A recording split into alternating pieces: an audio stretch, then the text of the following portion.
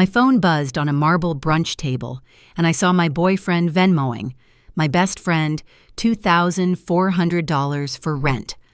The skyline was bright, the mimosas were endless, and my smile didn't move. I didn't scream, I didn't cry. I started collecting receipts like weapons.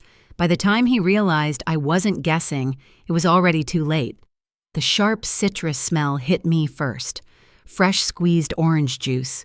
Sweet, bright, almost aggressive. Then the buzz. My phone vibrated against the marble tabletop, loud enough to rattle my fork. The metallic scrape against porcelain cut through the music drifting from the rooftop speakers. A cold wind swept across the West Loop skyline and slipped under my thin sweater. I flipped my phone over mid-laugh. The notification preview glowed up at me. $2,400 paid to Ashley. Rent to see. I stopped smiling before I meant to. The city skyline rose behind him like a postcard. My boyfriend, Caleb, leaned back in his chair, sunglasses pushed into his hair. Across from me sat Ashley, my best friend since sophomore year at DePaul. She was raising her mimosa glass toward me. Bottomless brunch, bottomless betrayal. Before we continue, please subscribe to the channel and let us know where you're listening from in the comments. My name is Nora, I'm 29 years old, and this is what really happened.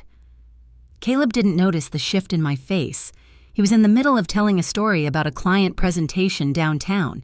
He had that polished, confident voice he used in work settings and family dinners, the one my mom used to call future husband material. Ashley laughed at everything he said. Not politely, not casually. Full body laughter. Her manicured hand brushed his arm when she leaned in. It was the kind of touch that looks innocent from a distance. Familiar. Comfortable. Too comfortable. I turned my phone face down again. The buzz echoed in my head even after it stopped.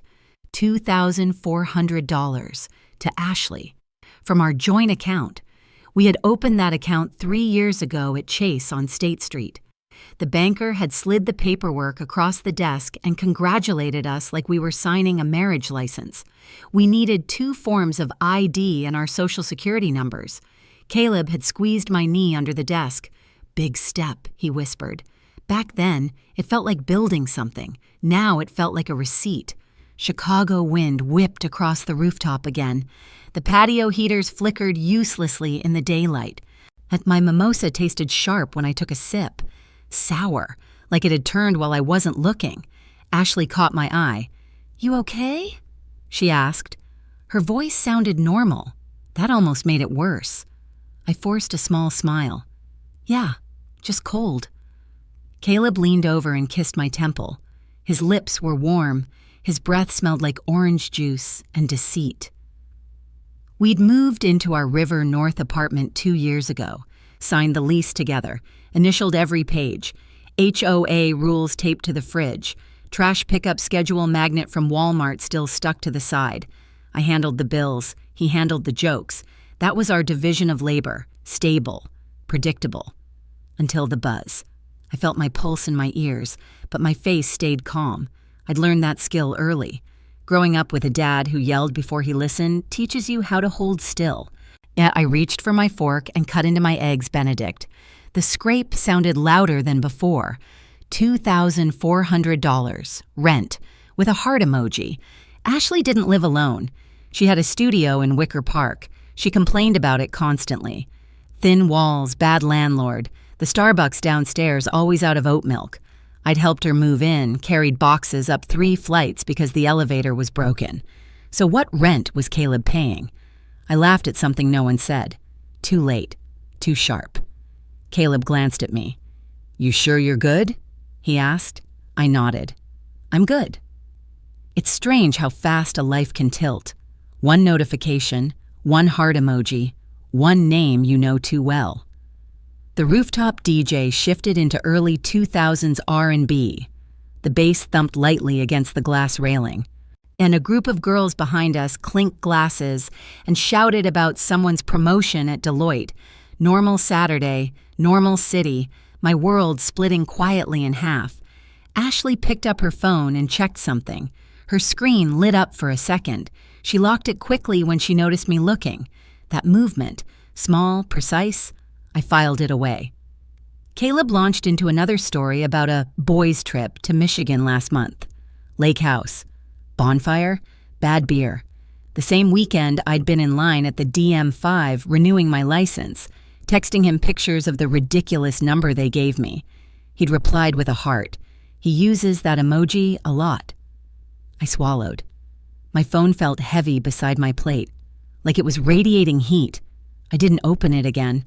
Not yet, because opening it meant confirming it, and confirmation changes everything. And Ashley leaned forward. "We should plan something for 4th of July," she said. "Maybe a lake weekend?" Caleb grinned. "I'm down."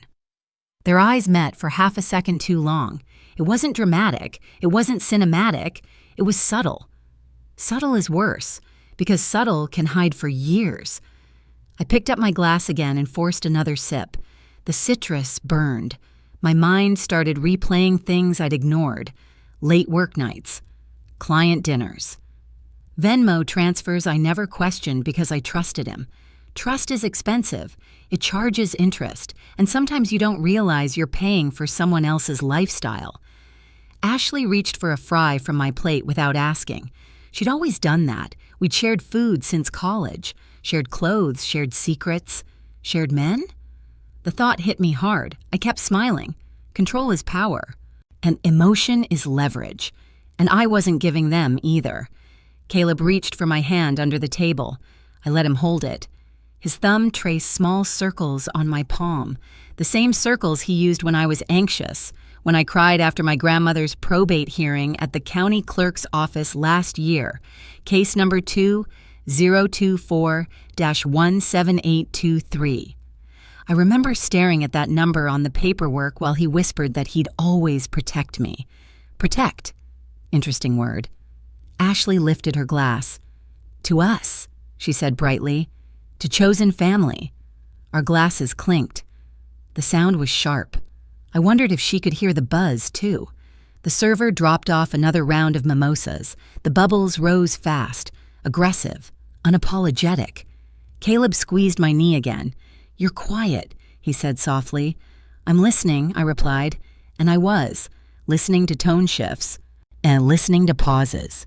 Listening to my own intuition, which had been whispering for months, and I'd kept turning the volume down. A woman knows when something is off. We just convince ourselves it's seasonal. The wind picked up harder this time. Napkins fluttered across the rooftop. Someone cursed as a menu slid off their table. Chaos around us, calm at ours, too calm. Ashley's phone buzzed. She flipped it face down instantly. Reflex. Practiced reflex. Caleb didn't look at her, which meant he already knew. I felt something settle inside me. Not panic, not hysteria, something colder, clarity. I've learned this about myself. I don't explode. I archive. I gather. I wait. Because if you're going to confront a lie, you do it with receipts. And I had one glowing under my hand, $2,400. Rent. Caleb stood up to grab another round from the bar. Ashley leaned toward me the second he walked away. "You two good?" she asked. Her voice dropped just slightly. The mask slipped for half a second. "We're good," I said evenly. She studied my face like she was looking for cracks. She wouldn't find any, not yet. Caleb returned, setting down the glasses with a loud clink. "To spring," he said. "To fresh starts." I almost laughed at that. Fresh starts usually begin after something burns down. I picked up my phone casually and slid it into my purse. Not because I was hiding it, because I didn't want them to see my hands shake. They didn't. The skyline shimmered behind them in the bright March sun, glass towers reflecting blue, Chicago looking powerful and permanent. Relationships feel like that sometimes, until they don't. Caleb wrapped an arm around my shoulders. Ashley leaned in from the other side. If someone had taken a picture, it would have looked perfect. Caption ready. #Brunch vibes. I leaned into both of them, smiled wide, and decided something. If there's one thing I refuse to be, it's blindsided. I don't chase men. I don't beg for truth. And I don't confront betrayal in private bathrooms like it's something to be ashamed of. But I wasn't ready to speak yet, not without knowing how deep this went. So I laughed at the next joke, clinked glasses again. let the music swell around us, and pretended everything was fine. I excused myself like it was nothing, just a casual smile, a little shrug. "Bathroom," I said. Ashley nodded too fast. Caleb barely looked up. And he was already halfway into a story about his boss being a psycho. I walked across the rooftop patio with my purse tight against my ribs. The wind slapped my hair into my mouth. I tasted hairspray and champagne bubbles. The music got quieter as I pushed through the glass door. Inside, the restaurant smelled like truffle fries, perfume, and citrus cleaner, the kind they use to make rich places feel sterile. My boots clicked across polished concrete. I passed a couple taking selfies by a neon sign that said, "Brunch is a lifestyle." I wanted to rip the sign off the wall. I kept walking. The bathroom hallway was narrow and dim. A hostess brushed past me carrying menus. Her smile was practiced, the same kind of practiced smile I was wearing right now. The restroom door was heavy. When I pushed it open, the sound hit me first. A hand dryer roaring like an engine. A woman laughing too loud near the mirrors. Toilet paper dispensers snapping shut. The fluorescent lighting was brutal. It made everyone look slightly sick, like we were all being exposed for something. I stepped into a stall and locked it. Then I finally pulled out my phone. My hands weren't shaking anymore. They were steady in that strange way they get when something inside you decides it's time to survive. I opened Venmo. The first thing I saw was the same payment, $2,400 to Ashley. Rent the heart emoji looked childish now, mocking. I clicked into it. The timestamp was from this morning, 8:32 a.m. Caleb had been in the shower at 8:32 a.m. I remembered because I'd been packing my tote bag for brunch, as throwing in my sunglasses and the tiny bottle of Advil I keep for mimosas. He'd kissed my shoulder in the hallway. "You look hot," he'd said. Then he'd sent my best friend rent money. I scrolled. There were more. Not one, not two. A whole list. $2,400. January. $2,400 in February. $2,400. December. $2,400. November. Always the same amount. Always the same memo. Rent. Sometimes with a little emoji. A house. A sparkle. Once, a stupid little key. I pressed my palm against my mouth, not to stop myself from crying, to stop myself from making a sound, because I wasn't going to be the girl sobbing in a restaurant bathroom while her boyfriend and best friend sat upstairs drinking champagne. Number one, I wasn't giving them that. I switched apps, opened our Chase account. The login screen popped up, and for a second, I just stared at it, like it was a door I didn't want to open. Then I typed in my password. The balance loaded, and I felt my stomach tighten. The account was lower than it should have been, not empty, but drained in a way that felt intentional, like someone had been scooping out pieces of our future with a ladle. I clicked transaction history. There it was again, Venmo payment, Ashley M. $2,400 over and over, a repeating pattern, a monthly ritual. I scrolled further back, and further. My throat got tight, but not from tears, from rage. There were payments starting 8 months ago, 8 months of Caleb smiling at me in our kitchen while I made coffee in my world's okayest girlfriend mug. 8 months of Ashley coming over and kicking off her boots like she lived there. And 8 months of her asking me if I was sure Caleb was the one. 8 months of betrayal disguised as friendship. My phone buzzed again. A text from Caleb. "Caleb, you okay? You've been gone a minute." I stared at the message, then at the transaction list, then back at the message. The audacity was almost impressive. My phone buzzed again. Ashley. "Everything okay, babe?" "Babe." She called me babe. My fingers hovered over the keyboard. I didn't reply. Instead, I took screenshots. 1, 2, 5, 10. I captured the whole ugly story like evidence in a case file. Because this wasn't a relationship problem anymore. This was theft. This was fraud with a smile. This was someone using my trust like a credit card. I flushed the toilet without needing to, just to cover the sound of my breathing. Then I opened the stall door.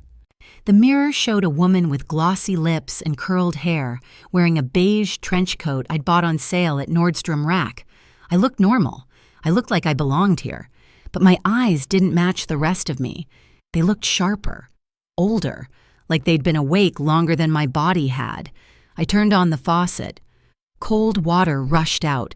I washed my hands slowly, deliberately, like I was washing off the last version of myself. A girl who believed in us. A girl who believed Ashley would never. A girl who believed Caleb couldn't. I dried my hands. Then I went into my purse and pulled out the tiny notebook I always carry. It's stupid. A habit from college. I write grocery lists in it. To-do lists. Random thoughts. I flipped to a blank page, and I wrote, rent money equals secret address. Check memo details. Check lease records. A freeze account. Don't react. The pen pressed hard enough to dent the paper. I stared at the words. Then I remembered something. 3 weeks ago, Ashley had complained about her neighbor in Wicker Park. She'd said he was loud. She'd said he played video games all night, and I joked, sounds like Caleb. She'd laughed too fast. I'd thought nothing of it. Now I could see it like a flash of light, the speed of her laugh, the way she'd sipped her drink immediately after, like she needed something to swallow. My phone vibrated again. This time it was an email notification. Chase, your monthly statement is ready. I stared at it. Then I laughed quietly. Not because it was funny, because it was absurd. My life was falling apart, and Chase Bank was politely sending me paperwork like nothing was wrong. I clicked the email. The PDF opened. There were more charges, not just Venmo. There were hotel deposits, 2-night stays. Not in Michigan, not in boys' trip territory. There was a Marriott charge from Naperville. There was a boutique hotel charge from downtown, a place I'd never stayed with him. My vision blurred slightly, not from crying, from trying to hold too much information at once. This wasn't one mistake. This was a second life. I leaned against the counter. The bathroom was quieter now. The women from earlier had left. Only the hum of the lights remained, buzzing like a low warning. I opened my contacts. I stared at one name, Sabrina, attorney.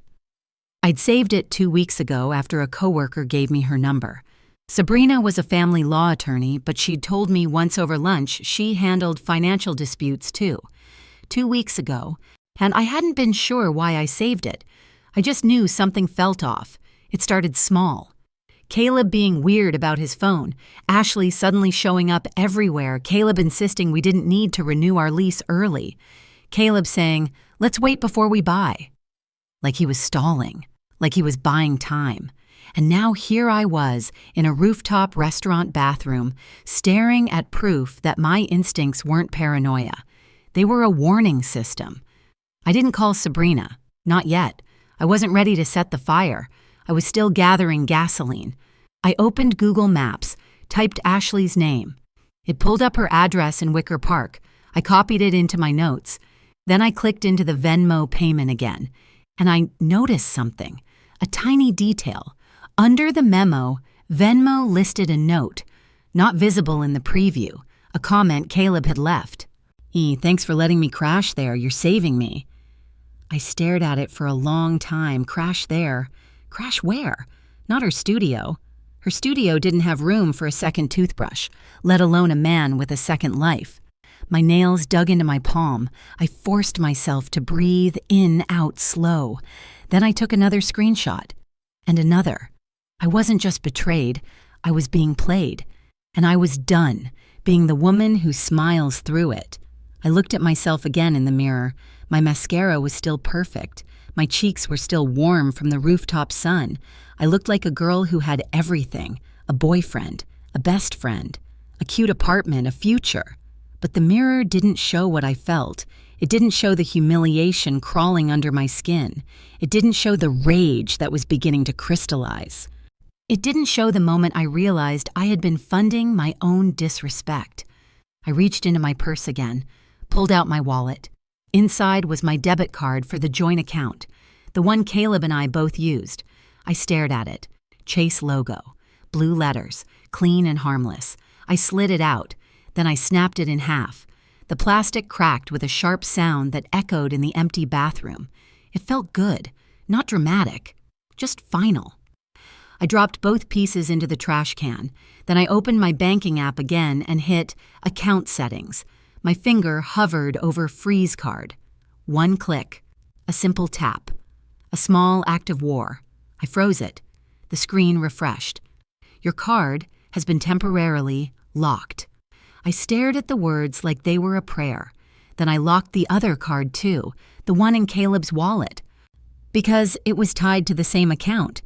I knew he'd notice, maybe not immediately, but soon. And when he did, he wouldn't be able to pretend everything was normal. He'd have to feel a fraction of what I was feeling, that helplessness, that sudden lack of control. I washed my hands again, not because they were dirty, because I needed the ritual. I needed something to ground me. Water, soap, breathing. My phone buzzed again. This time it was a call. Ashley. Her name lit up the screen like poison. I didn't answer. I let it ring until it stopped. Then I turned my phone to silent mode. I wasn't ready for their voices. Not yet. I wanted them comfortable, smiling, laughing, thinking they were safe. Because that's what they'd given me, a fake reality. And now it was my turn. And I stepped out of the bathroom and walked down the hallway again. My boots clicked like punctuation marks. Each step felt heavier, not from sadness, from purpose. I passed the neon sign again. Brunch is a lifestyle. I stared at it. Then I thought, no, brunch is a stage. And today, I was done being the audience. I pushed through the glass doors and stepped back onto the rooftop. The wind hit me immediately, cold and sharp. Caleb looked up the moment he saw me. His smile was relaxed, unworried. Ashley was watching me too, but her smile didn't reach her eyes. She was nervous. Good, let her be nervous. I slid back into my seat like nothing happened, picked up my mimosa, took a slow sip, and let my eyes move between them. Caleb reached for my hand again. I let him. Because I wanted him close enough to feel the temperature change. Ashley leaned forward. You okay? She asked again. Her voice was lighter this time. Too light. I smiled at her, a sweet, soft smile. The kind women learn to weaponize. I'm fine, I said. I just needed a second. Caleb squeezed my fingers. You scared me, he joked. I looked at him, and in my head, I pictured the Venmo comment. You're saving me. I nodded slowly. I know, I said. Then I glanced at Ashley, and I think I just realized something. Ashley's eyes widened slightly, just slightly, like she already knew what was coming. But I wasn't going to give it to her yet, not until the timing was perfect, not until the right conversation opened the door, not until I could slide the knife in with a smile. I set my glass down carefully. The bass tapped the marble with a clean sound, and I decided my next move would be public, because private betrayal deserves public consequences. Caleb kept holding my hand like it was a lifeline, like he could squeeze enough warmth into my fingers to erase what he'd done. His thumb made those small circles again, the same circles he used when I was nervous about meeting his parents for the first time, the same circles he used when I signed our lease renewal at the kitchen counter. That touch used to feel like safety. Now it felt like evidence. Ashley watched the movement. Her gaze flicked down to our hands, then back up to my face. She was tracking me. I could tell. Her posture was too upright, her smile too careful. She wasn't just enjoying brunch anymore. She was managing risk. Yeah, I picked up my mimosa again and drank slowly. The bubbles stung my throat. A server walked by with a tray of Bloody Marys. The smell of vodka and celery salt floated past us. The wind pushed it away fast. Chicago was never gentle. It just keeps moving. I kept my expression soft, even though my mind was sprinting. I was replaying every moment from the last 8 months like a highlight reel. Ashley suddenly needing rides to places. Caleb insisting on taking the car instead of letting me drive. Ashley showing up at my apartment with Starbucks already in her hand like she'd been nearby. Caleb calling her Ash like he'd earned the nickname. Ashley once making a joke at Thanksgiving dinner about how Caleb wouldn't survive without her. Everyone laughed. I laughed too. I'd thought it was a friend being dramatic. And now it tasted different. Now it tasted like I'd been the punchline. Caleb leaned in toward me. Hey, he said low. "You're really quiet." "I'm listening," I repeated. He smiled, relieved, because he didn't understand what I meant. Ashley reached for her purse and pulled out her lip gloss. She applied it carefully, like she was painting armor onto her mouth. Then she glanced at me. "So," she said brightly, "are you still thinking about switching jobs?" "My job, my life, my plans." She was trying to steer the conversation away from anything financial. I smiled. "I don't know," I said. "Maybe." Ashley nodded too quickly. Caleb jumped in. "She's amazing at what she does," he said. "She's just too loyal." Too loyal. That word landed hard. I stared at him for a second too long, then looked away. The skyline behind him looked like sharp glass. Ashley laughed lightly. "She really is," she said. "Nora always stays longer than she should." I wanted to ask, "Like with you?" But I didn't. Not yet. I didn't want anger. I wanted precision. The rooftop around us was packed. Groups of women in pastel coats, guys in quarter zips, couples arguing quietly over menus. A man nearby was loudly explaining cryptocurrency to a woman who looked like she wanted to jump off the building. Chicago Brunch. Everyone pretending their life was fine. My phone sat inside my purse, silent now, but I could feel it like a weight. Proof doesn't disappear just because you zip it away. Caleb flagged down the server. "Another round?" he asked. He said it casually, but I noticed his eyes flick toward Ashley before he spoke. Like he was checking her reaction. Ashley smiled. "Yes, please," she said, like she was entitled to my money, because she was, because Caleb had made her entitled. I felt my jaw tighten. Then I relaxed it again. "Control, Nora." The server walked away. Ashley leaned in closer. "Are you sure you're okay?" she asked again. Her voice was softer this time, almost intimate, like she was trying to pull me into a private moment. I looked at her. Her lashes were perfect, her skin glowy, the kind of glow you get from good skincare and no guilt. Or maybe guilt doesn't show on the surface. Maybe it hides in the way your fingers tap too fast on the table. I smiled. "I'm okay," I said. "I just feel weird." Ashley's eyes widened slightly. Caleb's face tightened. "What do you mean, weird?" he asked. I shrugged. Just one of those days." I let my voice stay light, casual, almost bored, because if I sounded emotional, they'd know I was onto something, and I didn't want them to know. Not yet. Ashley reached out and placed her hand over mine. Her nails were glossy white, fresh manicure, probably from that salon on Damon she always posted about. Her hand was warm, too warm. She squeezed my fingers. "You know you can talk to me," she said. Talk to her. The woman who'd been collecting rent money from my boyfriend, the woman who'd been smiling in my face while taking my future in monthly installments. I pulled my hand back gently, like I didn't want to smudge her nail polish. "I know," I said. "Thanks." Caleb exhaled. He looked relieved again. Relief is what liars chase. They want reassurance more than forgiveness. The server returned with drinks. Caleb lifted his glass. "To good friends," he said. Ashley clinked hers against his. "To chosen family," she repeated. I clinked mine too. The glass was cold. The sound rang out like a bell, and I thought, this is going to hurt you. Not because I wanted revenge for the sake of revenge, but because I refused to let them walk away clean. I refused to let them rewrite this story into something softer, a misunderstanding, a mistake, we didn't mean to. No. People don't Venmo rent money by accident. People don't steal from a joint account by accident. People don't betray you for 8 months by accident. Caleb leaned back, relaxed again, and started scrolling on his phone. His leg brushed mine under the table. Ashley checked her Apple Watch. And then she said something that made my ears sharpen. "I can't believe rent keeps going up," she said. "Like it's insane right now." Caleb laughed. "Tell me about it." Ashley shook her head dramatically. "My landlord literally tried to raise mine last month. Like, who does that?" Her eyes flicked to Caleb, just for a second, like a silent joke, like a private reference. And that's when I understood. They weren't just hiding this.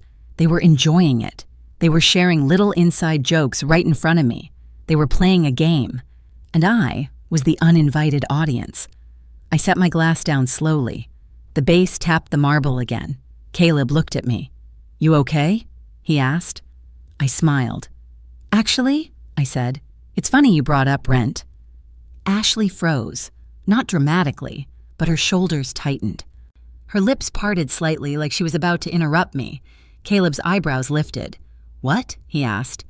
I reached into my purse, my fingers wrapped around my phone. The smooth glass felt cold, a weapon disguised as a device. I pulled it out and placed it on the table between us.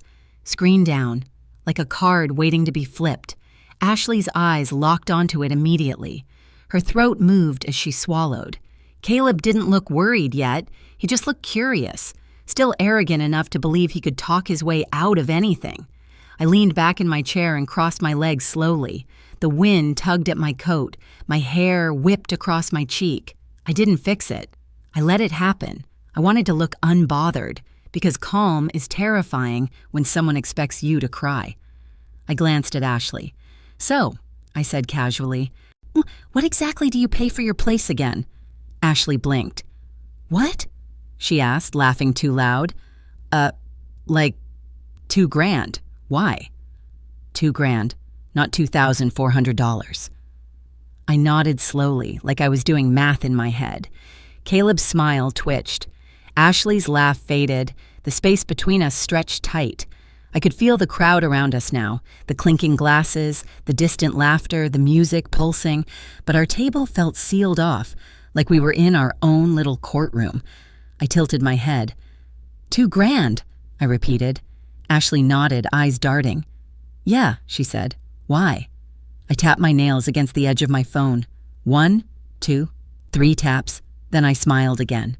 "Nothing," I said. "I just thought it was higher." Caleb laughed awkwardly. "Nora," he said, "what are you doing?" His voice was playful, but his eyes were sharper now. Ashley looked like she might throw up. Good. Let her feel it.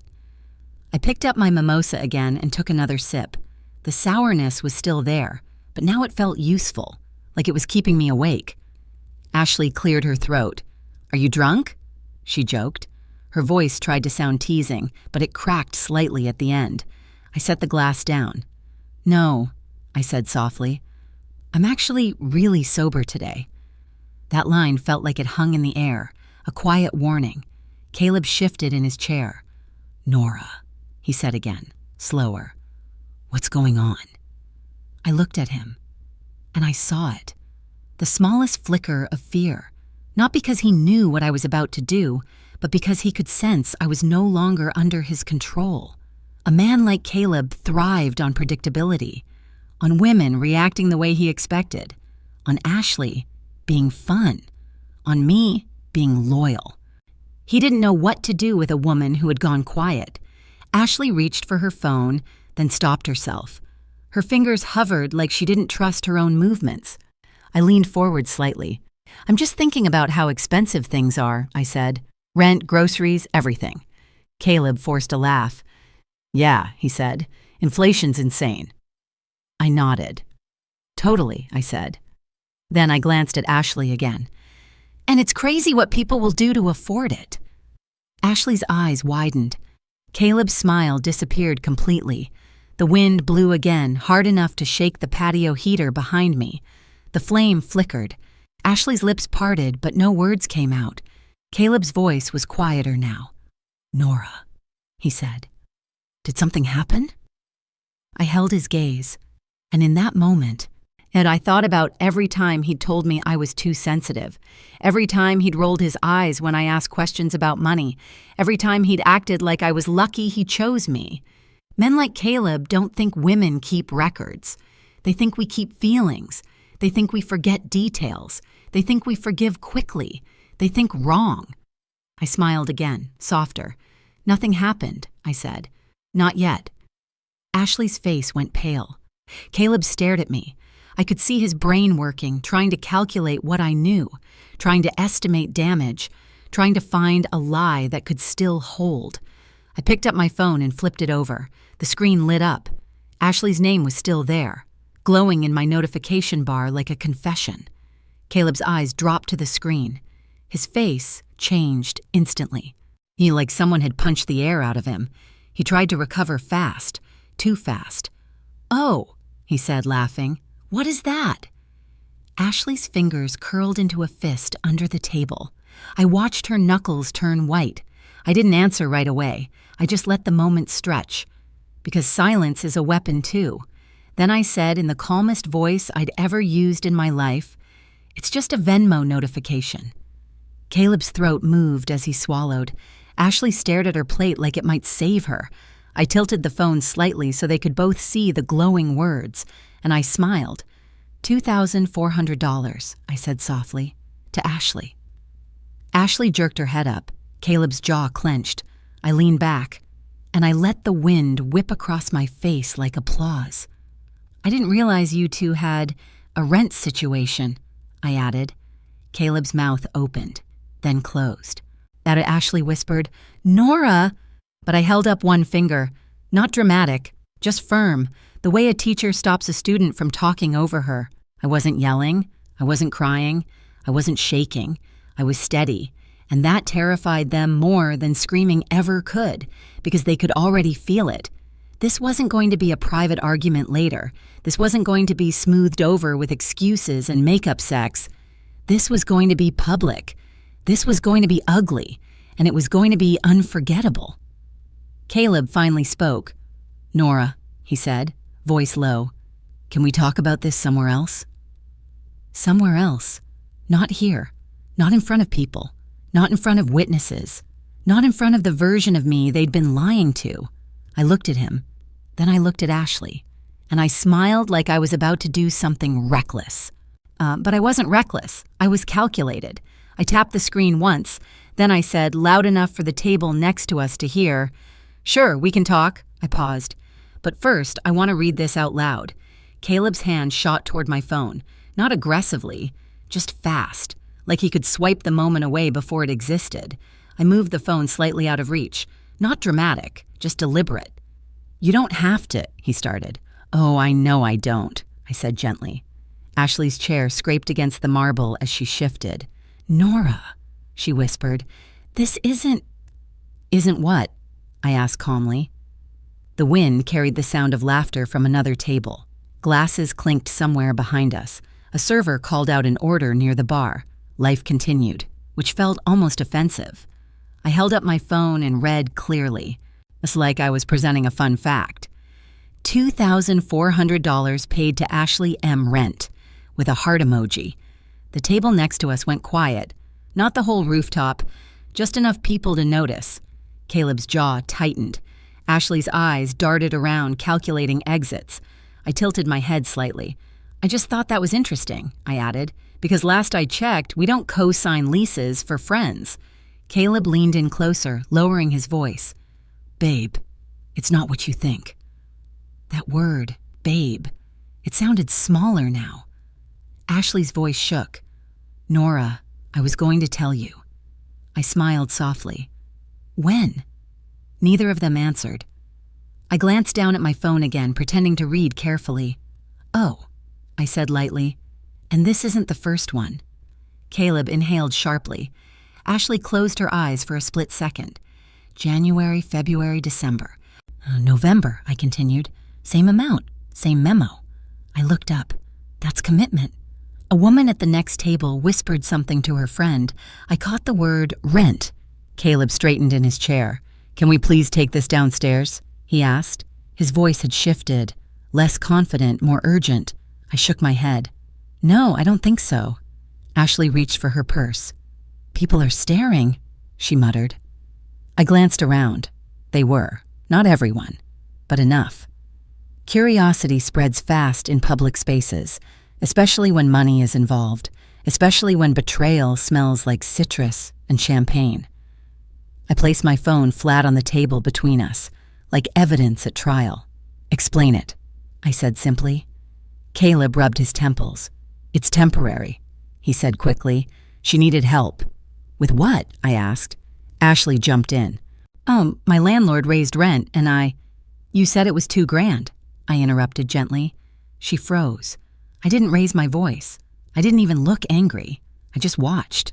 Because when people lie, they trip over details. Caleb looked at her. She looked at him. That split-second exchange told me everything. They were used to coordinating, used to backing each other up, used to being on the same side, just not my side. Caleb exhaled. "It's complicated," he said. "No," I replied. "It's math." That line landed harder than I expected. A guy behind us coughed awkwardly. Ashley leaned forward. "Nora, please," she said quietly. "You're making this bigger than it is." I laughed softly. "I'm making it bigger?" She flinched. Caleb reached for my hand again. I pulled it away this time, slowly, clearly.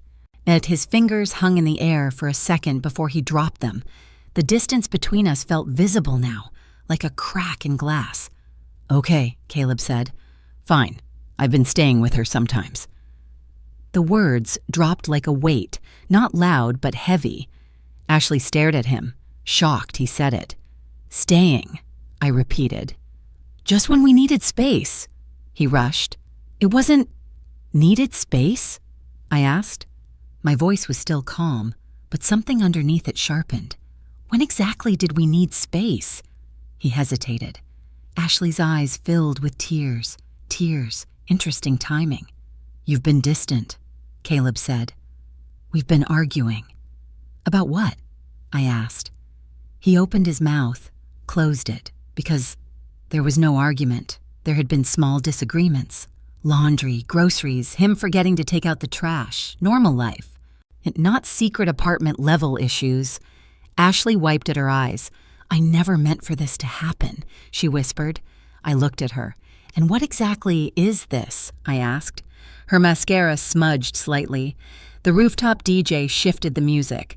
A bass line thumped softly behind her trembling shoulders. Caleb leaned forward, elbows on the table. "It's not what it looks like," he said. I nodded slowly. "You're right," I said. "It looks like theft." He recoiled. "It's our money," he snapped. "Our," I repeated. "Yes," he said quickly. "We both contribute." "And I manage it," I said. Silence. Not dramatic, just undeniable. Because that was true. I paid the utilities. I scheduled the automatic rent withdrawals. I tracked our grocery spending. I knew exactly how much we could afford. And $2,400 a month to my best friend was not in the budget. Ashley's voice cracked. "He was just helping me," she said. "For 8 months?" I asked. Her eyes widened. She hadn't realized I knew the timeline. Caleb shot her a look. There it was again. That silent communication. That alliance. I leaned back in my chair and folded my hands in my lap. "So," I said lightly, "are you two together?" Ashley's mouth opened. Caleb shook his head quickly. "No," he said. "It's not like that." "Then what is it like?" I asked. He struggled. "It's complicated." I smiled faintly. "Complicated cost $19,200 so far." Ashley gasped softly. Caleb's face drained of color. Yes, I had done the math. 8 months times $2,400. The number hung in the air between us like smoke. And someone at the neighboring table let out a quiet, "Oh my God." Ashley covered her face with her hands. "I was going to pay him back," she whispered. "With what?" I asked. She didn't answer, because she didn't have it. Caleb leaned closer again. "Nora," he said, low and urgent, "you're embarrassing yourself." That did it. Not the money, not the lies, that sentence. I tilted my head. "Embarrassing myself?" I repeated. "Yes," he said, voice tightening. "This doesn't need to be a spectacle." I let out a slow breath. "It became a spectacle when you used my account to fund your second life," I replied. Ashley sobbed softly. A server approached cautiously. "Everything okay here?" she asked. I smiled up at her. "Could we get the check, please?" I said. Caleb stared at me. "You're not serious," he said. "I am," I replied. The server nodded quickly and retreated. Ashley looked up at me, mascara streaking. "I love you," she said desperately. I blinked at her. "Love doesn't Venmo rent," I said quietly. Caleb stood abruptly. "Enough," he snapped. "We'll talk at home." I shook my head. "There is no home," I said. He froze. Ashley looked confused. I reached into my purse and pulled out my wallet. Slowly, carefully. Then I took out my personal debit card. Not the joint one, the one I'd kept separate. "For the record," I said, placing the card on the check tray when it arrived, "I froze the joint account." Caleb's face went white. "What?" he said. "This morning," I lied smoothly. Ashley's breathing quickened. "You can't just—" Caleb started. "I can," I said. And I did. The server returned with the receipt. I signed it calmly. It added a generous tip, because none of this was her fault. Then I stood. The wind hit me again, sharp, cold, alive. I reached into my coat pocket, pulled out the small silver key Caleb and I shared, our apartment key. I placed it gently on the marble table, next to my phone, next to the evidence. Ashley stared at it like it was radioactive. Caleb's voice was barely audible. "Nora?" I looked at both of them, truly looked, and I realized something. They weren't powerful, they weren't clever, they were sloppy, and they had underestimated me. "I hope the rent's worth it," I said softly. Then I turned and walked toward the stairs. Behind me, I could hear Caleb calling my name. Ashley crying, chairs scraping, voices rising. But I didn't look back. Because some betrayals deserve an audience. And some exits deserve applause. I didn't make it to the stairs, not yet. Caleb caught up to me before I reached the glass doors. He didn't grab me. He knew better than that. But he stepped in front of me, blocking my path. "Nora," he said, breath tight. "Don't do this. Don't do this." Like I was the one detonating something. Like I had built the bomb. The wind pushed against my back, lifting the ends of my coat. The skyline behind him looked harsh now, all steel, no softness. "I'm not doing anything," I said evenly. "I'm responding." Ashley hovered a few feet behind him, mascara streaked, hands shaking. People were watching openly now, phones subtly angled in our direction. Not recording, maybe, but witnessing. And witnesses matter. Caleb lowered his voice. "We can fix this." Fix. Another interesting word. "Zeb, you can't fix something you planned," I replied. His jaw tightened. "It wasn't planned," he snapped. I held up my phone again and opened the Venmo history. 8 months of identical payments filled the screen. "That's a subscription," I said, "not an accident." Ashley flinched like I'd slapped her. A group of girls near the railing whispered loudly. One of them mouthed, "Oh my God." Caleb ran a hand through his hair. "Okay," he said quickly. "Yes, I stayed there sometimes." "For how long?" I asked. He hesitated. Ashley answered instead. "Since August." August. My birthday month. The month he surprised me with dinner at that steakhouse in River North. The month Ashley posted a picture of the three of us captioned, "Forever type of bond. Forever." I stared at her. "And you thought that was fine?" I asked. No, she shook her head rapidly. "I didn't mean for it to—" "To what?" I cut in. She swallowed. "To turn into this." I almost smiled. It had always been this.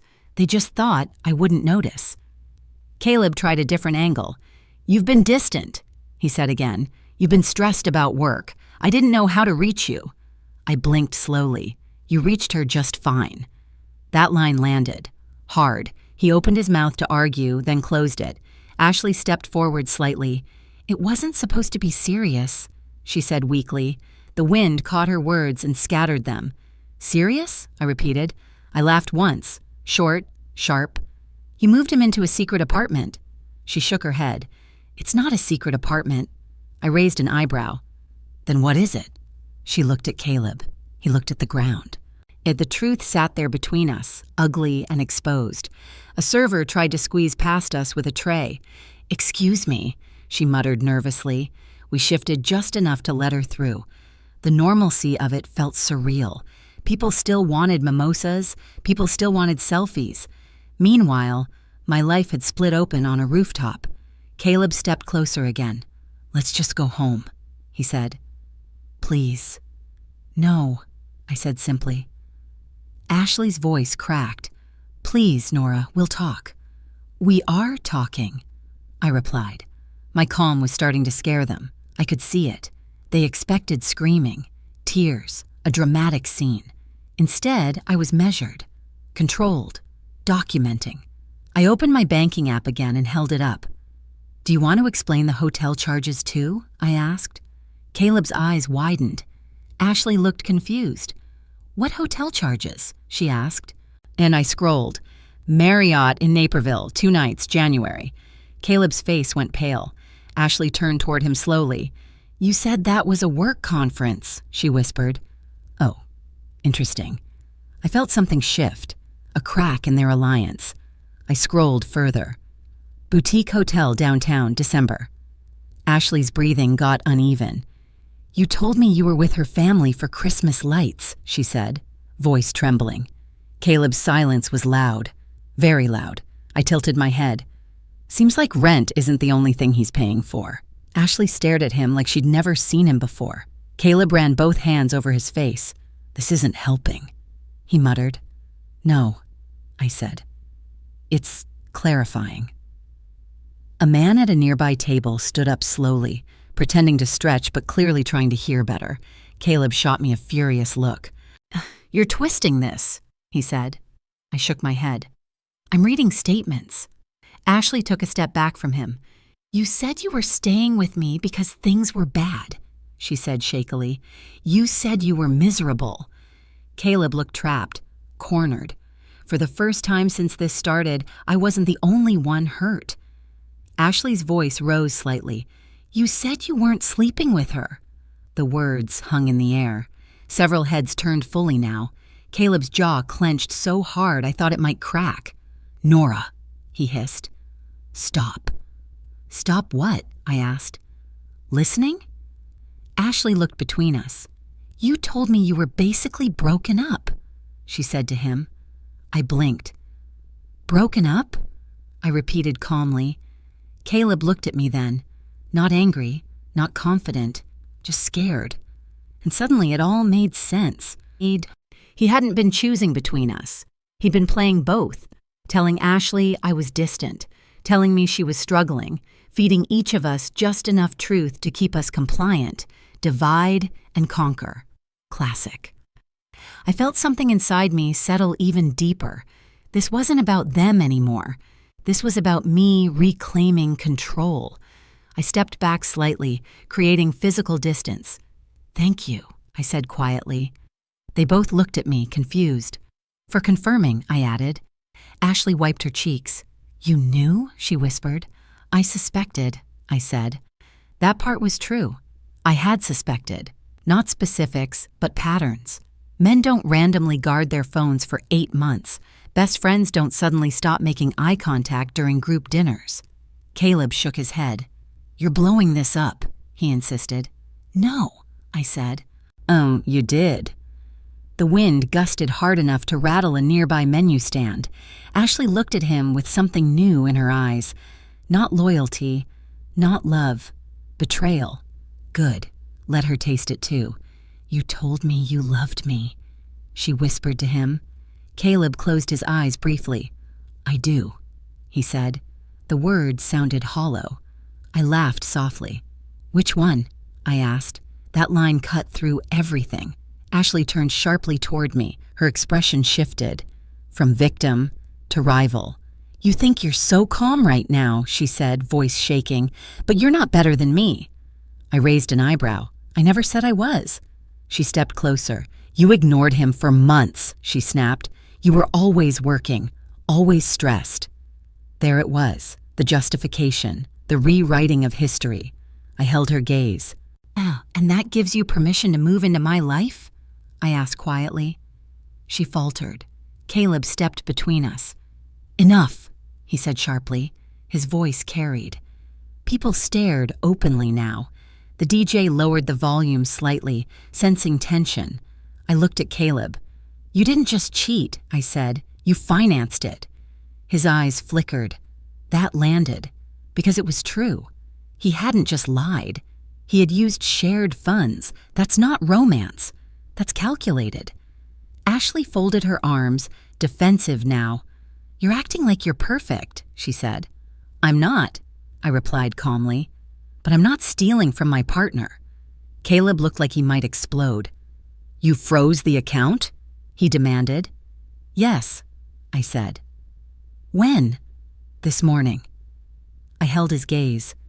He didn't know I'd done it 10 minutes ago, but the panic in his face was satisfying.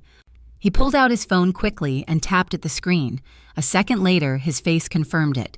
Declined, locked, cut off. He looked up at me, stunned. You can't just do that, he said. I can, I replied. It's a joint account. Ashley's eyes darted between us. You froze it? She repeated. I nodded. I also downloaded every statement. Caleb's breathing grew heavier. You're insane, he muttered. No, I said. I'm organized. That line felt clean, precise. Ashley shook her head. You're trying to ruin him, she said. I looked at her. No, I replied softly. He did that himself. The rooftop felt smaller now, like the air had thickened. Caleb stepped closer to me again. What do you want? He asked. It wasn't angry, it was desperate. I considered the question. Then I answered honestly. Transparency, I said. Ashley laughed bitterly. You already exposed us. I shook my head. Not yet. They both froze, because they realized something at the same time. I hadn't raised my voice. I hadn't called names. I hadn't told the full story. I'd only read one transaction, and there were dozens more. I slid my phone back into my purse slowly. I'm not done, I said quietly. The wind lifted my hair again. I let it, because for the first time all morning I felt steady. They thought Brunch was the battlefield. It wasn't, it was just the opening scene, and I hadn't even shown them the address yet. Caleb's eyes narrowed. What address? He asked. His voice was low, sharp, controlled, the kind of tone he used when he wanted to scare someone without looking like the bad guy. Ashley's face drained again. She knew exactly what I meant. I took a slow breath and looked past them, toward the rooftop railing. The city stretched out in the distance, sun bouncing off the glass buildings like tiny flashes of warning. I could have walked away right then. I could have left them standing there with their shame, but walking away would have given them room to rewrite this later. They'd spin it. She overreacted. She's unstable. She embarrassed us. No. If they wanted a story, I was going to make sure it had the correct narrator. I stepped back toward our table. Caleb followed, too close. Ashley trailed behind like a ghost. When we reached the marble tabletop, I sat down again slowly. I didn't ask permission. I didn't look at either of them. I just sat. Then I pulled out my phone. The screen brightness automatically adjusted in the sunlight. Caleb swallowed hard. Ashley stared at my hands. I opened Venmo again, scrolled to the most recent payment, tapped the transaction, and then I read something they hadn't realized I could see. Payment note, I said softly. It says... I paused. Not for drama, for clarity. Thanks for letting me crash there. You're saving me. Ashley's lips parted. Caleb's shoulders stiffened. I looked up at him. Crash where? I asked. Caleb's jaw flexed. Ashley's eyes flicked around, searching for an escape route. There wasn't one. I tapped the screen again. Because this transaction includes a location tag, I continued.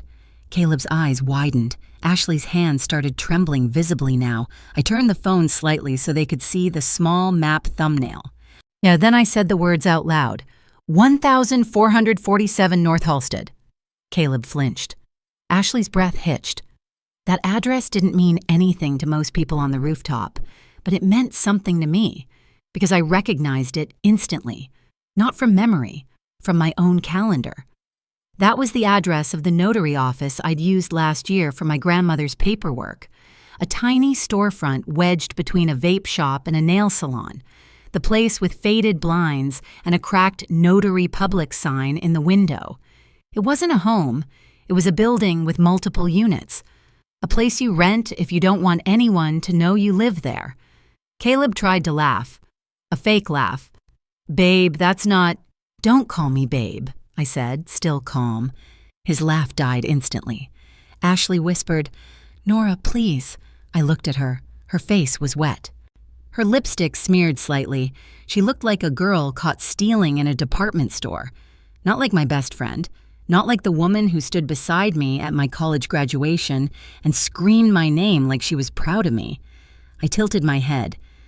"Are you renting a unit there?" I asked her. Ashley's eyes flicked to Caleb again. He answered for her. "It's just a place," he said quickly. "A place," I repeated. "Yes," he insisted. "A friend of mine has it. I've been using it to clear my head." I nodded slowly. Then I tapped my phone again and opened my notes app. I read from the list I'd made in the bathroom. 8 months of rent payments, I said.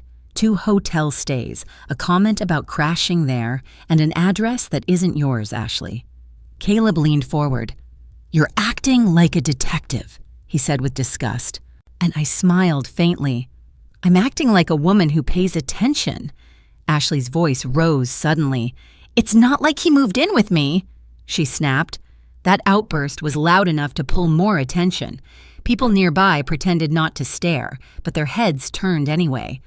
A woman in a white blazer at the next table leaned in toward her friend and whispered something with wide eyes. Caleb shot Ashley a furious look. She realized she'd slipped, and then her face crumpled again. I kept my voice quiet.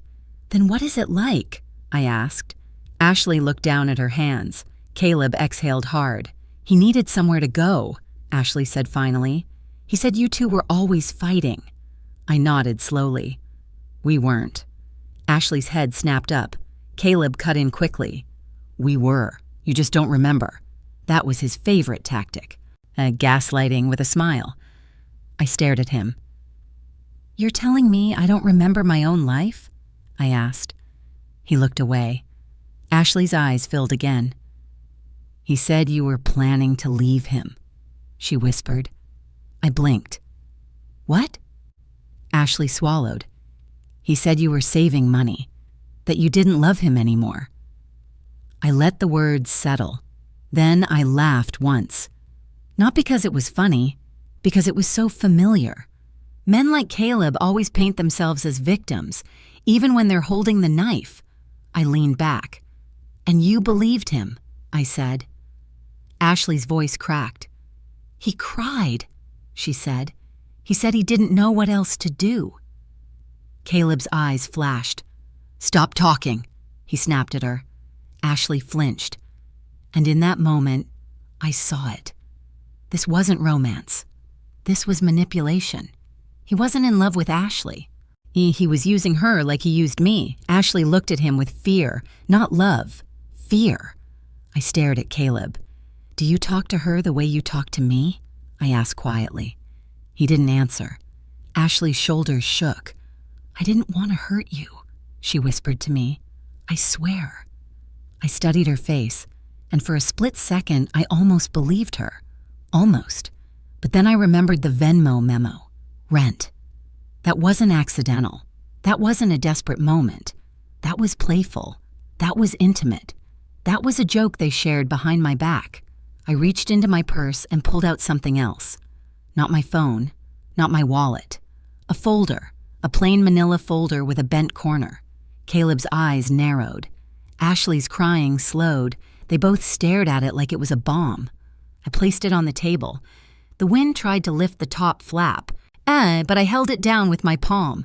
Caleb's voice was cautious now. "What is that?" he asked. I looked at him. "My backup plan," I said simply. Ashley whispered, "What?" I opened the folder slowly. Inside were printed screenshots, bank statements, Venmo history, and a single page at the front with bold text. Cook County Circuit Court, Domestic Relations Division Consultation Intake Form, Client, Nora H. Date, 2 weeks ago. Caleb's face went blank. Ashley's mouth fell open. I watched them process it. Caleb swallowed hard. You went to court? He asked. It's not court, I corrected. It's a legal consult. Ashley stared at me like I'd turned into someone else. You knew? She whispered. I didn't answer immediately, because the truth was complicated. I didn't know everything, but I'd felt something, for months. And the missing warmth, the sudden secrecy, the way he'd started treating me like a roommate instead of a girlfriend, the way Ashley had started showing up in my life like a shadow.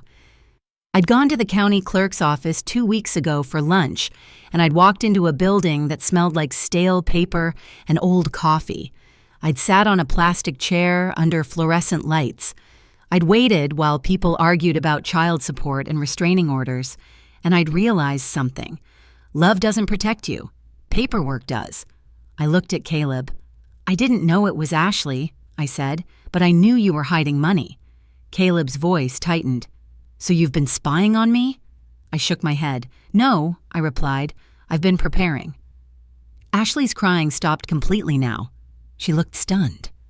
Caleb leaned closer, anger returning. Oh, this is insane, he hissed. You're trying to trap me. I smiled faintly. No, I said. You trapped yourself. The wind gusted again, flipping the edge of the folder. A printed screenshot lifted slightly. The top one. The one with his Venmo comment. Thanks for letting me crash there. You're saving me. Ashley stared at it. Then she looked at him. You told me you didn't write that, she whispered. Caleb froze. Ashley's eyes narrowed. You told me Venmo did that automatically.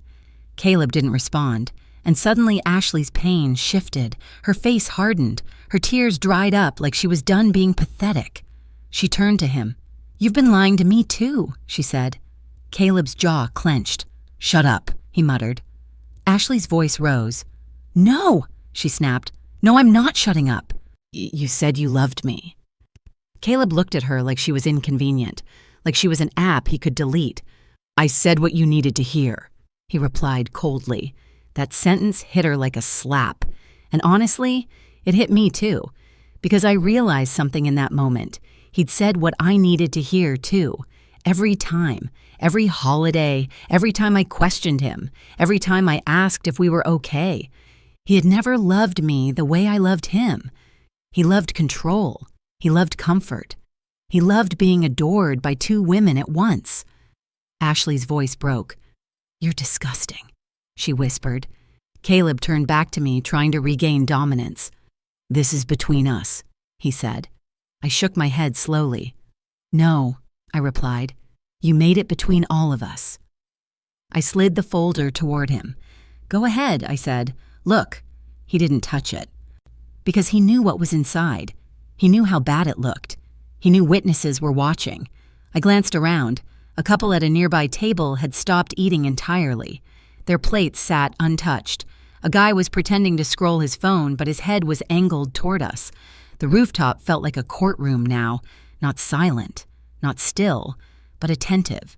The kind of attention you can't buy. Caleb's voice dropped. What do you want, Nora? I leaned in slightly. I kept my tone soft. I want you to admit what this is, I said, out loud, in front of her, in front of everyone. Caleb scoffed. You're out of your mind. I smiled. Then say it's nothing, I replied. Say it clearly. Say you never stayed there. Say you never used our money. His eyes flickered. He couldn't, because lies crumble when you demand specifics. And Ashley stared at him, waiting like she might still hope for a miracle. But miracles don't come from men like Caleb. He exhaled. And then finally, he said it. Fine, he muttered. I paid her rent. Ashley's face twisted. You paid my rent? She repeated. Caleb looked at her like she was stupid. Yes, he snapped, because I needed a place. Ashley's voice rose. You told me you were helping me. Caleb's face tightened. I was helping myself, he said. And that was the moment Ashley realized she wasn't special. She was just convenient, the same way I'd been. The wind pushed across the rooftop again, colder now. The sun was still bright, but it didn't feel warm anymore. I stood slowly. Caleb looked up at me. "What are you doing?" he asked. I gathered the folder back into my purse.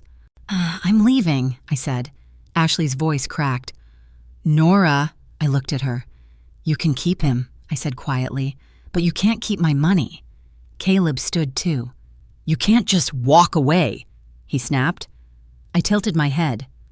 "I already did," I replied. Then I turned toward the stairs again. This time no one stopped me, because Caleb finally understood something. This wasn't an argument. This was a verdict, and I had just handed it down. The stairs down from the rooftop felt longer than they should have. Each step echoed under my boots like a countdown. Behind me, I could still hear Ashley crying. Not soft crying, ugly crying, the kind that ruins your makeup and your pride at the same time. Caleb's voice was sharper, cutting through hers. "Stop. Stop acting like this." I didn't turn around, because if I turned around, and I'd see the part of him that still looked familiar, the part that once kissed my forehead in Target parking lots, the part that carried my bags out of Walmart when my arms were full. And familiarity is dangerous. Familiarity makes you forgive things you should bury. I pushed through the glass doors and stepped into the restaurant again. Warm air hit my face, thick with the smell of fried food and expensive cologne. The hostess glanced up. Her smile flickered when she saw my expression. "Everything okay?" she asked. I nodded. "Yeah," I said. "Just leaving." She didn't ask more. Chicago service workers have a sixth sense for drama. They can smell it like smoke. I walked through the dining area, past tables full of people eating pancakes like the world was stable, past a couple taking pictures of their food, past a man holding a Starbucks cup in one hand while he argued with his girlfriend in the other. The normal details hit me in waves. A child crying over spilled juice, a woman laughing too loud, a receipt printer chirping behind the bar. And somehow, that made my situation feel even more humiliating, because my pain wasn't special. It was just happening in public. I reached the lobby near the exit and stopped. Not because I wanted to stay, because my phone buzzed. Hard. 3 times, back to back. I pulled it out. "Caleb, please come back. Caleb, we can talk like adults. Caleb, don't do this here. Like adults." That phrase made me smile, because adults don't Venmo rent money to their girlfriend's best friend with heart emojis. Adults don't steal from joint accounts. No, adults don't build secret lives and call it complicated. I slipped my phone into my coat pocket. Then I walked out into the street. The cold hit me like a slap. Chicago spring is like that. Bright sun, sharp wind, hope and punishment in the same breath. Cars rushed past on Halstead. Someone honked impatiently. A bus hissed as it stopped at the curb, letting people off like nothing in my life had just exploded. I stood there for a second, breathing in exhaust and cold air. Then I started walking. I didn't have a plan, I just knew I couldn't go back to that table. Not yet. My phone buzzed again. This time it wasn't Caleb. It was my older sister, Jenna. I stared at her name for a moment, then I answered, "Jenna, why are you calling me from outside a brunch place? Are you okay?" Her voice was sharp, protective. Oh, she always sounded like she was already halfway into a fight. I swallowed. "I'm not okay," I said. Jenna didn't hesitate. "Where are you?" she asked. "Halstead," I replied, "near the restaurant." "Jenna, stay there, don't move, I'm coming. I don't need—" "Jenna, Nora, don't argue with me, stay." The line went dead. I stood on the sidewalk holding my phone, staring at my reflection in the dark glass of a storefront window. I looked like a woman who had it together. Hair still curled, coat still clean, lip gloss still shiny, but my eyes looked empty, not sad, just stripped, like someone had peeled away all the soft parts at once. I kept walking anyway, slower now. My boots hit the pavement in a steady rhythm. One step, one breath. I passed a CVS with a red sign glowing above the entrance. Oh, I passed a small grocery store with a handwritten "Fresh Produce" sign taped crookedly on the door. I passed a man in a Cubs hoodie arguing with someone on speakerphone. Chicago details, USA details, ordinary life. I stopped near a row of brownstones and leaned against a black iron fence. Then I pulled my phone out again and opened Google Maps. I typed the address I'd read aloud, 1447 North Halsted. It popped up immediately. A building, mixed use, commercial on the bottom, apartments above. I zoomed in, street view loaded, and there it was, a gray door on the side, a keypad entry, a narrow alley, the kind of place you could slip into without neighbors asking questions. My stomach twisted, because suddenly it wasn't just a number, it was real, a real door, a real apartment. A real space Caleb had been sleeping in while I folded his laundry and bought his favorite cereal. My phone buzzed again. Ashley, calling. I stared at her name, then I answered. I didn't say hello. Ashley's voice came through, thick with tears. Ashley. Nora, please don't do this. I exhaled slowly. I already did, I said. Ashley, I swear to God, I didn't want it to happen like this. Like what? I asked. In front of people? Ashley. Yes. Her voice cracked. Ashley, I wanted to tell you privately. I laughed softly. Privately is where you were comfortable, I said. Public is where you're scared. She inhaled sharply. Ashley, he told me you were done with him. I leaned my head back against the cold metal fence. And you didn't think to ask me? I asked. Ashley, I didn't want to lose him. There it was. In not friendship, not loyalty, not even guilt. Competition. I closed my eyes. So you were willing to lose me, I said. Ashley started sobbing harder. Ashley, I love you, Nora. I opened my eyes. I don't think you know what love is, I replied. Her sobbing slowed. Ashley, please don't tell everyone. I looked down at my nails, chipped slightly at the edge from earlier. Everyone already knows, I said. Ashley, not like online. Online. That was what she cared about, her image, her Instagram, her curated life. I smiled faintly. I'm not your PR team, I said. Ashley whispered. He's coming. My spine stiffened. What? Ashley. He left. He's looking for you. The wind picked up again, whipping my hair across my cheek. I pushed it back slowly. Let him, I said. Ashley. Nora? No, he's angry. I laughed quietly. He should be, I replied. His wallet just got cut off. Ashley went silent. Then she whispered something I didn't expect. Ashley, he told me you froze the account. I did, I said. Ashley, he's freaking out. He said you can't legally do that. I stared at the sidewalk. A crack ran through the concrete like a fault line. Yes, I can, I said. It's my name on it, too. Ashley's voice turned small. Ashley, he said you're going to ruin him. I didn't answer right away, because part of me wanted to ruin him. Part of me wanted him to feel the kind of panic he'd been handing me for months. But another part of me didn't want revenge. I wanted justice. There's a difference. Revenge is emotion. Justice is structure. I spoke quietly. I'm not ruining him, I said. I'm stopping him. Ashley sniffed. Ashley, he's not a bad person. I laughed. That one actually made me laugh. Bad people don't always look bad, I said. Sometimes they look like men who bring flowers and steal your savings.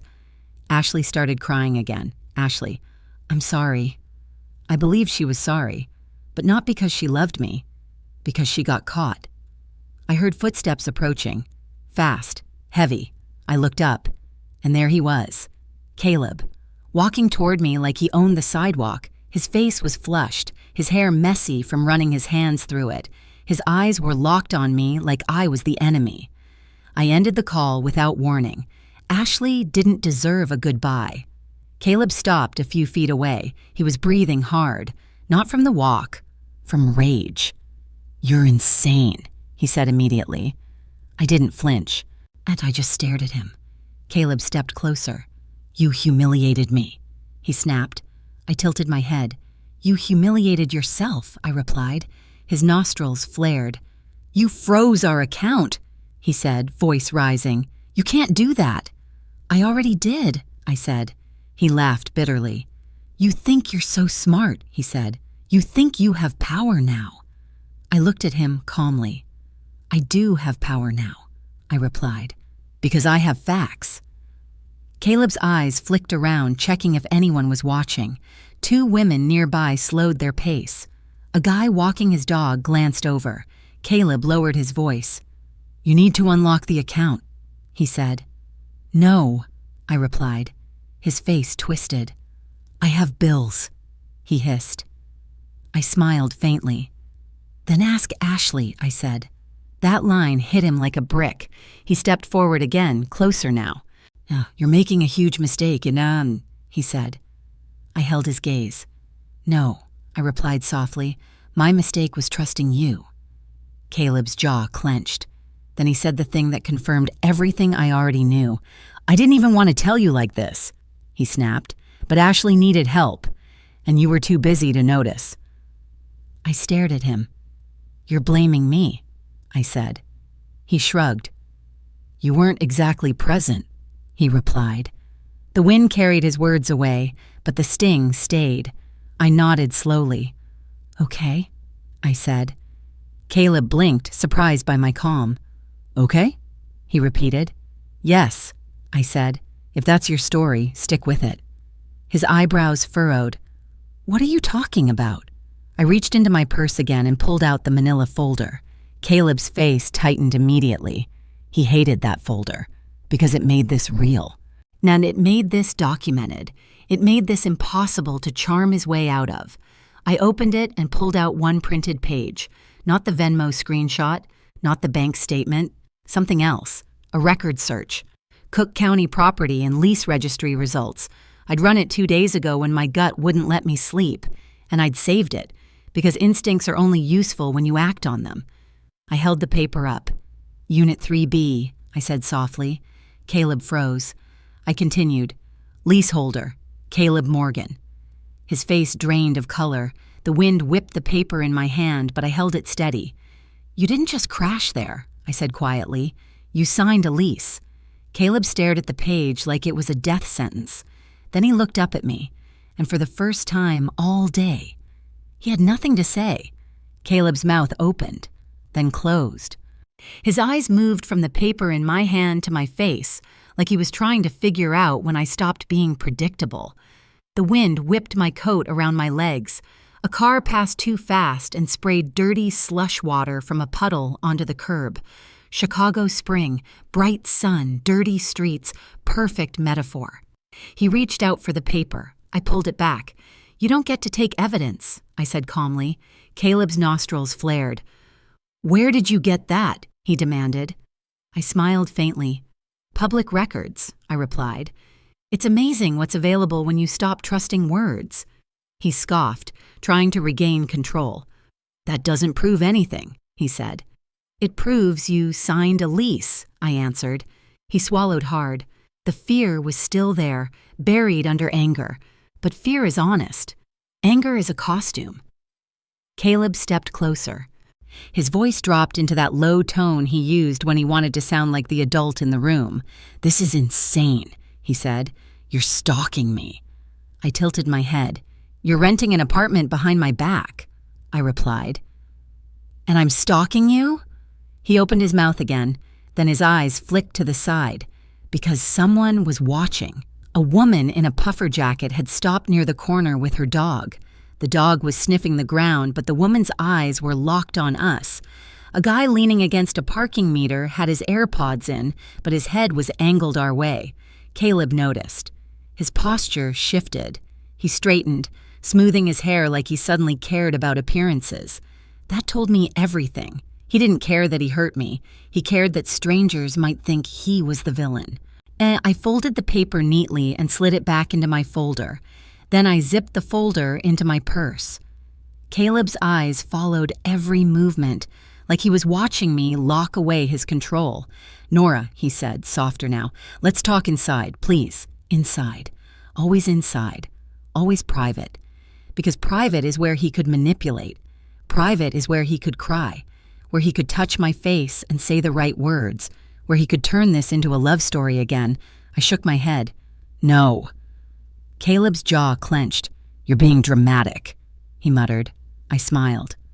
I'm being thorough, I replied.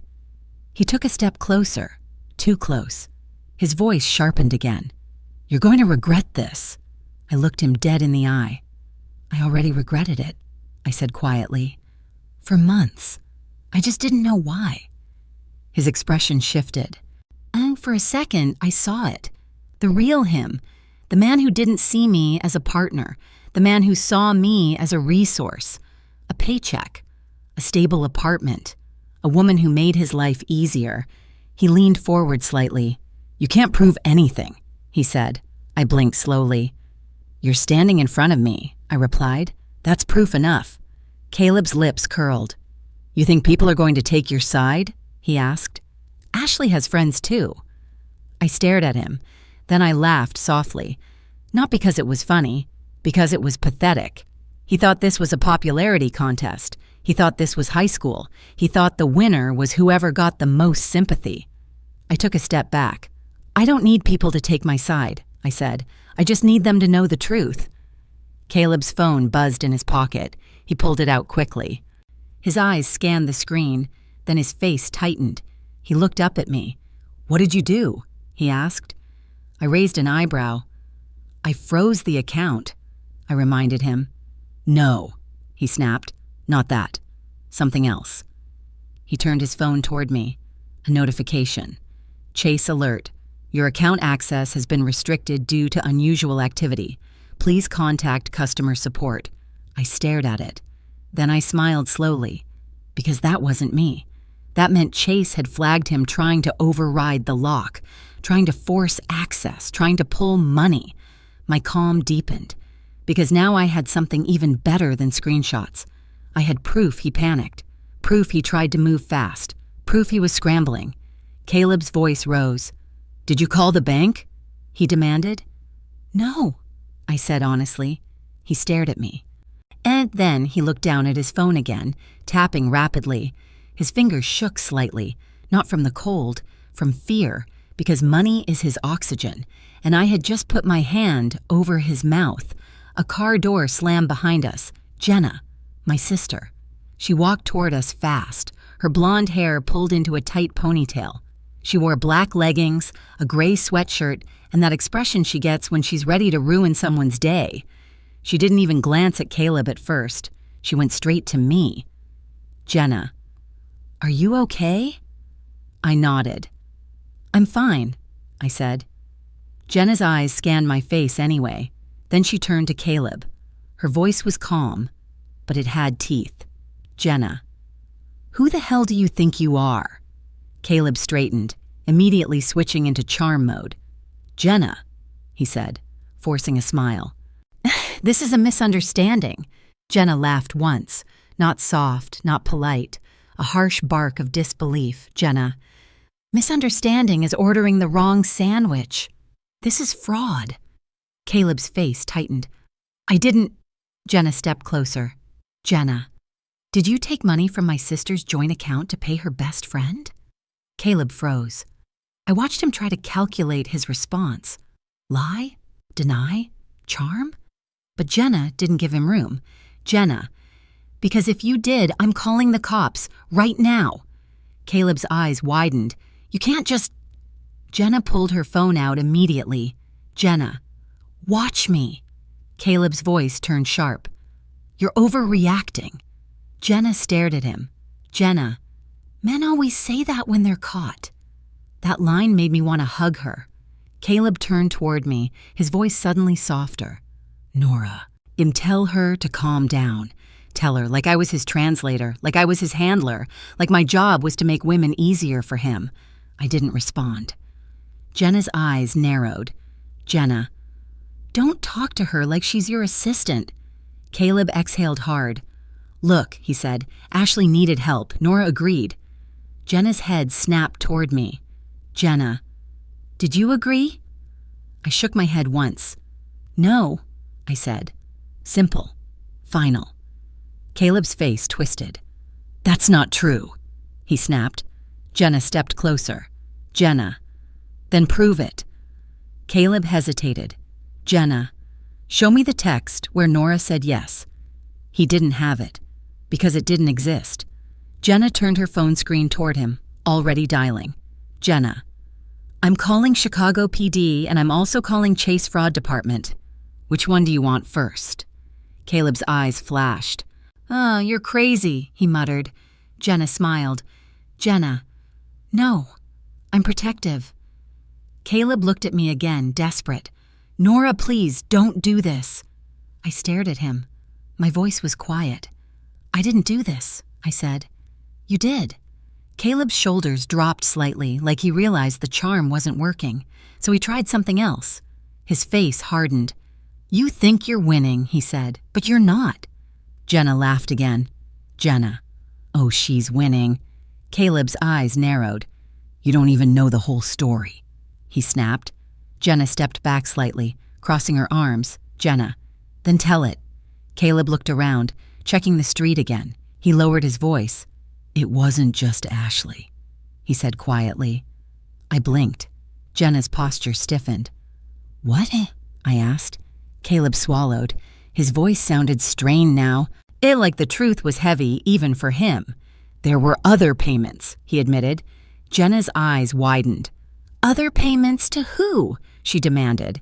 Caleb's gaze dropped to the ground. Then he said it. To my mom. I stared at him. His mom? He looked up, defensive. She was behind on her mortgage, he said quickly. She needed help. I couldn't tell you because you'd freak out. Jenna's voice turned icy. Jenna. So, you stole from my sister instead? Caleb shook his head. Wasn't stealing, he insisted. It was my money too.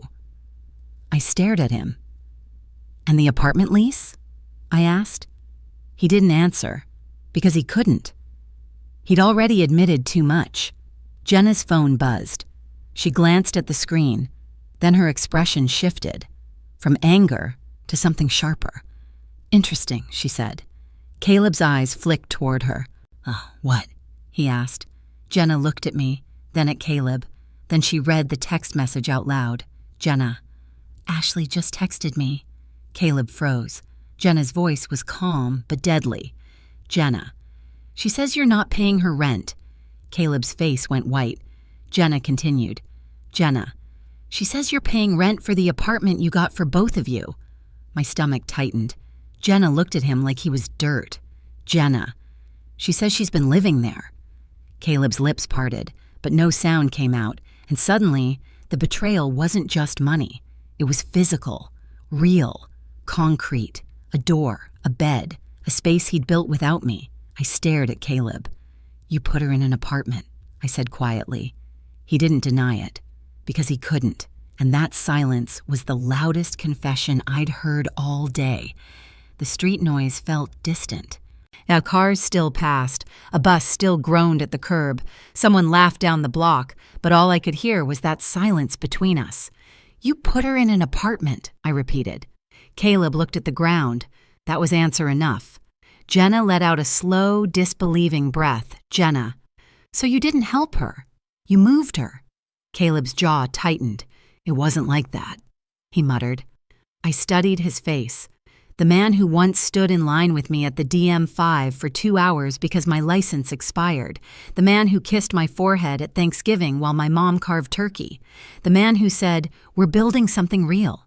And suddenly, it all felt rented, temporary, funded by lies. How long? I asked quietly. Caleb didn't respond. Jenna stepped forward. Jenna, answer her. Caleb's voice dropped.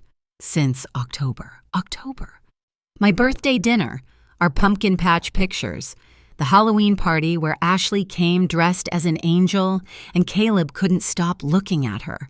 October. I felt something inside me snap cleanly in half. Not violently, not loudly, just precisely, like a branch breaking under steady pressure. You signed a lease in October, I said. He nodded once, barely. And you've been sleeping there. Silence. Answer her, Jenna repeated. Yes, Caleb said finally. The word came out flat. No emotion, no remorse, just fact. I inhaled slowly. The cold air burned. So, when you said you were working late, he didn't speak. When you said you needed space, Nothing. When you said we were just in a weird phase, he closed his eyes. And that was it. There was no screaming left in me, no tears, just clarity. As Jenna's phone buzzed again, she glanced at it and huffed a sharp laugh. Jenna, Ashley says she didn't know you were still sleeping with Nora. Caleb's head snapped up. Stop reading that, he snapped. Jenna stepped back. Jenna. Why? Afraid of the truth? My stomach turned. I looked at Caleb. You were still sleeping with me, I said quietly. He didn't answer, because he didn't need to. I already knew. Ashley thought she was chosen. I thought I was secure, and Caleb thought he was untouchable. Until today. Jenna slipped her phone into her pocket. Jenna, he played both of you. I nodded once. Yes, I said. Not angry, just acknowledging. Caleb ran his hands through his hair again. I didn't plan this, he muttered. I almost smiled. You signed a lease, I said. That's planning. He looked at me with something close to panic now. You're going to destroy everything, he said. I tilted my head. You already did. A delivery truck rumbled past. The driver glanced over as he slowed at the light. Caleb lowered his voice again. You think you're better than this? He asked. I looked at him. I think I deserve better than this, I replied. That line felt solid, not dramatic, just true. Jenna placed a hand on my shoulder. Jenna. Let's go. But I wasn't finished. Not yet. I needed one more thing. I reached into my purse again and pulled out my phone. Caleb's eyes followed the movement instantly. I opened the Chase app, logged in, then I turned the screen toward him. I've already transferred my half of the savings into a separate account, I said calmly. His face went slack. You can't. I can, I interrupted gently. It's joint. 50% is mine. He stared at the screen, then back at me. His voice dropped to a whisper. You're leaving. It wasn't a question. No, I said softly. You left in October. That landed harder than anything else I'd said, because it was simple, and it was undeniable. Jenna squeezed my shoulder again. Jenna, he doesn't get to rewrite the timeline. Caleb's eyes darted between us. You're blowing this up over money, he said. I shook my head. I'm blowing this up over trust. He scoffed. Everyone lies sometimes. I stared at him. Not like this, I said. He stepped closer again, lowering his voice to that intimate tone he used when he wanted to soften me. I still love you, he said. There it was, the last card. Yeah, the one he thought would undo everything, the word that used to melt me. I felt nothing, no warmth, no flutter, just distance. If you loved me, I said quietly, you wouldn't need a second address. His shoulders dropped slightly. He knew I was gone. Jenna pulled out her keys and jingled them. Jenna, we're done here.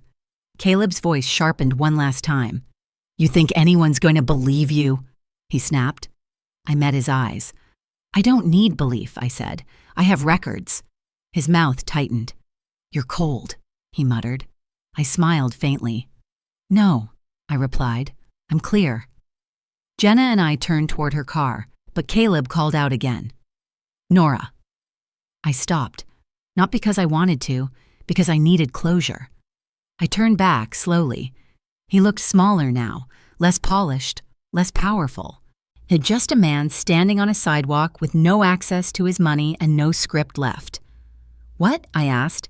He hesitated. Then he said something that surprised me. I never meant to hurt you. For a second, I almost believed that. Not because it was true, because he probably believed it himself. People like Caleb don't see themselves as villains. They see themselves as survivors, as men who did what they had to do. But intention doesn't erase impact. I know, I said softly. He looked relieved. Then I added, but you did. The relief disappeared, and I turned away. Jenna opened the passenger door for me. I slid inside. The leather seat felt cold, real, grounding. Caleb stood on the sidewalk watching as Jenna walked around to the driver's side. He looked like he wanted to say something else, but there was nothing left. Jenna started the engine. The radio came on automatically. Some pop song about freedom and fresh starts, almost too on the nose. Jenna glanced at me. Jenna, you okay? I looked straight ahead.